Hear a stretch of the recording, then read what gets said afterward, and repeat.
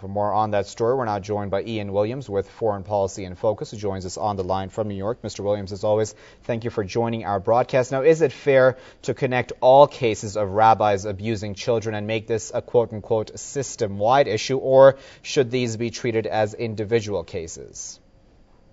Well, the cases are clearly individual. As I saw, one joke somebody made when they saw it was he was confused. He thought he was a Catholic priest. These broad sweeps, what we have here is religious figures with positions of authority and often belonging to sects which dispute the right of the government to interfere.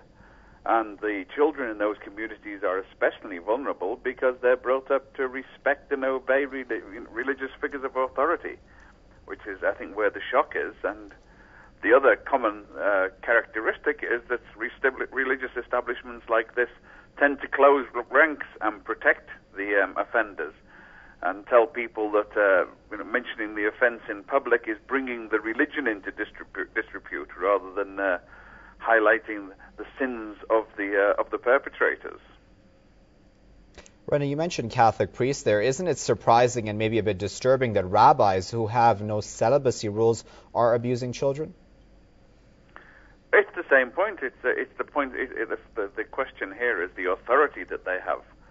They're entrusted with small children, and it's assumed that they're above reproach. If such accusations were made against a secular, non-religious person, they would be investigated almost immediately. But first of all, the children are very reluctant to bring the accusations. Their parents are equally reluctant, more often than not, because they're questioning the leaders of their religious community. And finally, the police are often reluctant to investigate. And in fact, if we want to do it, it seems ironic that this comes out the week that the former president of Israel, President Katsav, is found guilty of sexual molestation and rape in his own right. So people with the authority who think that they're above. That they have impunity, that they can carry out such activities with no consequences. And I suppose the lesson is that they can't. In the end, they will get caught.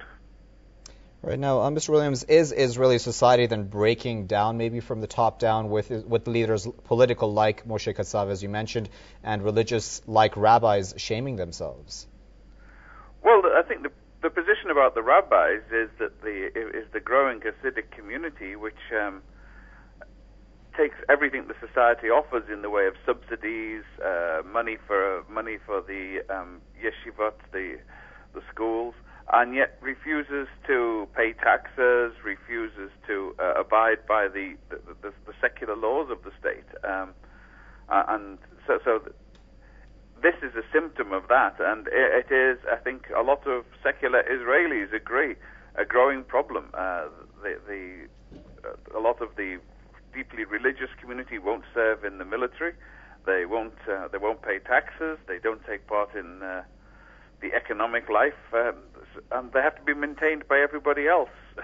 So it is a major problem. But they do vote, and they vote on orders from rabbis.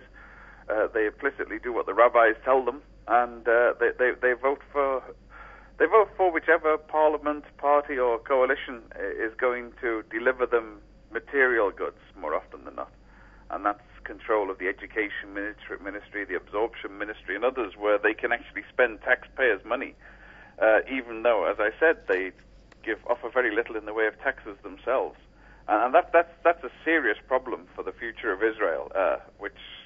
Even die-hard Zionists are recognizing.